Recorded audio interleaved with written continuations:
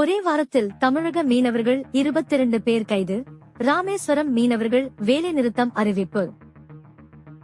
தமிழகத்தில் கிழக்கு கடற்கரை பகுதிகளான வங்காள விரிகுடா, மன்னார் வளைகுடா மற்றும் பாக் ஜலசந்தை கடல்களில் ஏப்ரல் 15 முதல் ஜூன் 14 வரை 2 மாத காலங்கள் மீன்களின் இனப்பெருக்க காலமாக கணக்கிட்டு மீன்பிடி தடைக்காலமாக மத்திய, மாநில அரசுகளால் அறிவிக்கப்பட்டு விசைப்படகுகள் கடலுக்கு செல்ல தடை விதிக்கப்படுகிறது.